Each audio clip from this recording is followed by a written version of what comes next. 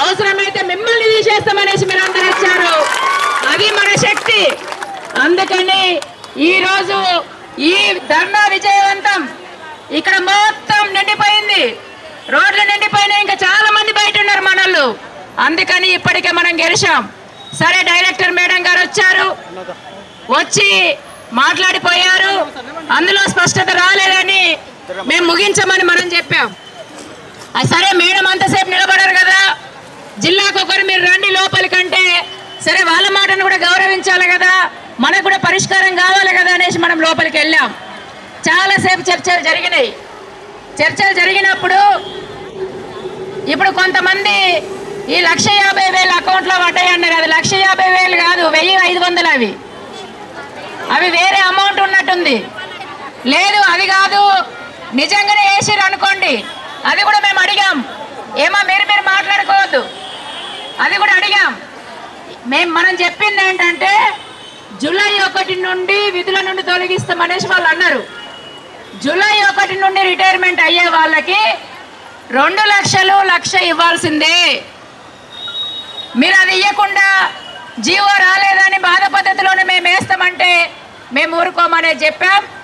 ఆ ప్రాసెస్ కూడా ఎవరి అకౌంట్లోనన్నా పడితే, అంటే ముందు మేము ప్రాసెస్ చేస్తే పాత పైసలు ఎవరికన్నా పడితే అది కూడా ఆపేస్తామనేసి చెప్పారు. ఇప్పుడు ప్రాసెస్ అయ్యేది వాళ్ళకి మళ్ళీ 1,50,000 కూడా ఇవ్వాలని చెప్పాం. అర్థమవుతుందా? అంటే 2 లక్షలు 1,00,000 ఇవ్వాలనే చెప్పాం.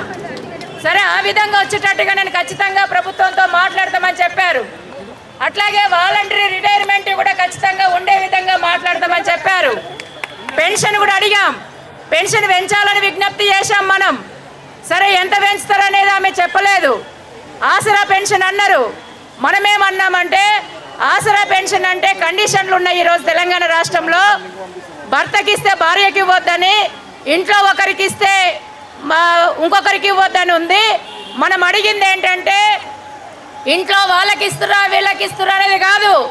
మేము అంగన్వాడీ టీచర్ అయినందుకు, అంగన్వాడీ హెల్పర్ అయినందుకు ఏ కండిషన్లు లేకుండా బతికినంత వరకు మాకు ఆ పెన్షన్ ఇచ్చే విధంగా ఆ రూల్స్లో ఉండాలనేది చెప్పాం. ఆ విధంగా రాస్తామని కూడా వాళ్ళు తెలియజేశారు. అందుకని మేడం గారు కూడా అన్నారు, ఇక్కడ మీరు అందరూ వచ్చినది కూడా మేము చూసాం, మీరు ఇక్కడ మేము వచ్చినప్పుడు చెప్పింది మళ్ళీ ఇప్పుడు మాట్లాడుతున్నది కూడా మేము వింటున్నాం. ఖచ్చితంగా మీకు అనుకూలంగానే మేము రాశాము. కాకపోతే జీవో ప్రభుత్వం ఇవ్వాలి కదా, ఇస్తుంది తొందరలో, మంత్రి గారే ప్రకటించారు, అందుకని తప్పకుండా మేము ఇస్తామనేసి చెప్పారు. అందుకని ఇది మనం సాధించిన విజయం. అయితే జీవో వస్తుందని మనం ఆశిస్తున్నాం. ఎందుకంటే ఇంతమందిని చూసిన తర్వాత మనం చెప్పాం, ఇప్పుడు అసంతృప్తి అనేది తగ్గించుకుంటే మంచిది ప్రభుత్వానికి, అసంతృప్తి పెంచుకుంటే మీకే నష్టం. అందుకని వీఆర్ఎస్ అందులో లేకపోయినా, పెన్షన్ క్లారిటీ లేకపోయినా, 2 లక్షల 1,00,000 వర్తింపజేయకపోయినా, అందరికి ఇవ్వకపోయినా ప్రభుత్వానికి నష్టం. ఇది తెలియజేయండి అంటే ఖచ్చితంగా మేము తెలియజేస్తాం. ఇవన్నీ అందులో పొందుపరుస్తామని మనకు హామీ ఇచ్చారు. తొందరలో జీవో వస్తుందనేసి అన్నారు. ఖచ్చితంగా జూలై 1 నుంచి రిటైర్మెంట్ అయ్యే వాళ్ళకి ఇవన్నీ వర్తించాలనేసి కూడా మనం చెప్పాం. ఇది ఒకటి వాళ్ళు ఒప్పుకున్నది.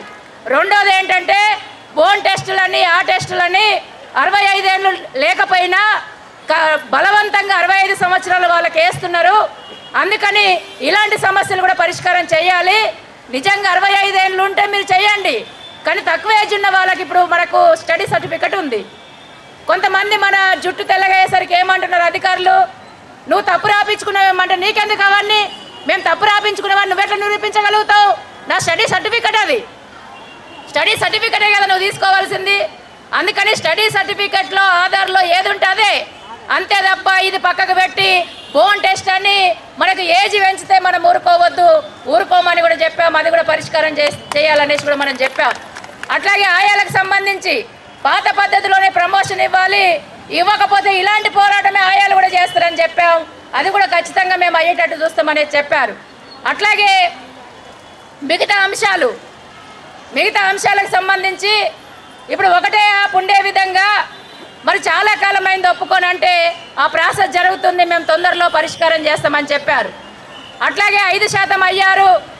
ప్రధానంగా మనం అడిగింది ఏంటంటే అందరికీ వర్తించేది. మనం అందరం ఏం కోరుకుంటున్నాం, జీతాలు పెరగాలని కోరుకుంటున్నాం. ఎందుకంటే 18,000 కాంగ్రెస్ ప్రభుత్వం చెప్పింది, గత ప్రభుత్వం ఇచ్చింది. 24 నుండి బడ్జెట్ సమావేశాలు కూడా ఉన్నాయి. అందుకని ఈ బడ్జెట్లో అందరూ కోరుకుంటున్నది వేతనాలు పెరగాలని కోరుకుంటున్నారు. ఖచ్చితంగా ఇది మీరు ప్రభుత్వం దృష్టికి తీసుకెళ్ళాలి. అసెంబ్లీలో అంగన్వాడీ టీచర్స్ హెల్పర్స్ జీతాలు పెంచే ప్రకటన రావాలని మనం చెప్పాం అసెంబ్లీలో. అది కూడా తప్పకుండా ప్రభుత్వం దృష్టికి తీసుకెళ్తామనేసి అన్నారు. టీఏడీఎల్ అడిగాం, మే నెల సెలవులు అడిగాం, బిఎల్ఓ డ్యూటీలు రద్దు అడిగాం, ఒక 20 డిమాండ్స్ మనం పెట్టాం. అట్లాగే పెండింగ్ బిల్లులు అడిగాం, మెనూ ఛార్జీలు పెంచాలనేసి అన్నాం. అన్ని పిఎఫ్ అడిగాం, ఈఎస్ఐ అడిగాం, అన్ని. ఇంకోటి అడిగింది ఏంటంటే ఇప్పుడు మనం పోరాటాలు చేస్తే మనకు మెమోలు పంపించారు. మెమోలన్నీ వెనక్కి తీసుకోవాలని చెప్పాం. వెనక్కి తీసుకునే విధంగా మేము మెసేజ్ పెడతామనేసి మెసేజ్ పెట్టాలన్నాం. ఇదొకటే కాదు, ఇంకోటి కూడా అడిగాం. మరి మా సమస్య ఉంటే మేము పోరాటం చేస్తాం, పర్మనెంట్ ఉద్యోగులైనా చేస్తారు, మరి జీతాలు ఎందుకు కట్ చేస్తున్నారు మీరు? మాకు సెలవులు ఉన్నాయి కదా, క్యాజువల్ సెలవులు ఉన్నాయి కదా, ఆ సెలవుల్ని పరిగణలోకి తీసుకోండి అనేసి మనం అడిగాం. అది కూడా పరిశీలిస్తామనేసి చెప్పారు. అందుకని ఇవన్నీ కూడా ఖచ్చితంగా ఈరోజు మీరు అడుగుతున్నవన్నీ కూడా ప్రభుత్వం దృష్టికి తీసుకెళ్ళి పరిష్కారం అయ్యే విధంగా తప్పకుండా మేము కృషి చేస్తాం అనేది వాళ్ళు హామీ ఇచ్చారు. అందుకని మేము మీకు విజ్ఞప్తి చేస్తున్నది ఏంటంటే ఈరోజు తెలంగాణ రాష్ట్రంలో ఐసిడిఎస్ డిపార్ట్మెంట్ అయినా కాంగ్రెస్ ప్రభుత్వం అయినా మమ్మల్ని కాదని, మన అభిప్రాయాలు కాదని, మనల్ని అభిప్రాయాలు పరిగణలోకి తీసుకోకుండా ఇష్టం వచ్చినట్టు మేము ముందుకు పోతామంటే కుదరదు. ఖబర్దార్, మా మాటలు వినాల్సిందే అనేసి ఆ ఒత్తిడి మనం తీసుకొచ్చాం. ఈరోజు తీసుకొచ్చాం. మనం 3 నెలల పోరాటంతో ఈరోజు మనం తీసుకొచ్చాం. అందుకని ఇవన్నీ వాళ్ళు హామీ ఇచ్చిన ప్రకారం ఈ తొందరగా జీవోలు వచ్చి మన పరిష్కారం చేస్తారని మనం ఆశిస్తున్నాం. పరిష్కారం చేయకపోతే మనకు పోరాటం మళ్ళీ ఉంటుంది. ఎందుకంటే మనం కూడా నమ్మాలి కదా. వాళ్ళు ఏమంటున్నారు ఇప్పుడు? మేము చేస్తామంటున్నాం కదా అంటున్నారు. చేస్తామంటున్నారు కదా అన్నదానికి మనం అవకాశం ఇవ్వాలి కదా, సమయం ఇవ్వాలి. సమయం ఇవ్వకపోతే ఎట్లా అనేది ఇంకోటి వస్తుంది. అందుకని వాళ్ళు ఈరోజు ఒప్పుకున్నట్టుగా చేస్తే మంచిది. ఒప్పుకున్నట్టు కాకుండా వ్యతిరేకంగా వచ్చిందనుకోండి, మళ్ళీ మనకు ఆయుధం ఏంటిది? అందుకని ప్రభుత్వం అక్కడి దాకా తెచ్చుకోవద్దు అని మనం ఆశిస్తున్నాం. ఈరోజు అంగీకరించినవన్నీ కూడా చేయాలని కోరుకుంటున్నాం. చేయకపోతే చేస్తే మంచిది, చేయకపోతే మళ్ళీ తర్వాత ఆలోచిద్దాం. చేస్తుందనే అనుకుంటున్నాం. ఎందుకంటే ఇంత పెద్ద ధర్నా జరిగింది కాబట్టి. ఏది ఏమైనా ఈరోజు మన సమస్యలన్నీ కూడా రాష్ట్రమంతా చర్చనీయాంశం అయ్యే విధంగా, ప్రభుత్వం మీద ఒత్తిడి తెచ్చే విధంగా, ప్రభుత్వం మళ్ళీ పునర్పరిశీలించే విధంగా, మళ్ళీ జీవోలల్లా మనం అడిగినవన్నీ కూడా పొందుపరిచే విధంగా మనం ఒత్తిడి తీసుకొచ్చాం. ఈ ఒత్తిడి తీసుకురావడం కోసం మీరందరూ కృషి చేశారు. ఎంత కృషి చేశారంటే జీతాలు త్యాగం చేసి, అంటే జీతం కటింగ్ చేసుకొని ఎమ్మెల్యేల ఇళ్ల ముందు ధర్నాలు చేశారు. అట్లాగే ఈ నెల 6వ తేదీ నుండి రిలే దీక్షలు చేస్తున్నాం. మనం ఈరోజు మొత్తం సెంటర్లు బంద్ పెట్టి మనం ఇక్కడ దాకా వచ్చాం.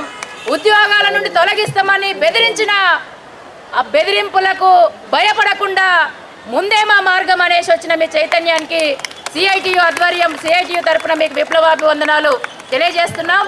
అందుకని ఎవరు గెలిచారంటే ఈరోజు మనమే గెలిచాం, సిఐటియునే గెలిచింది.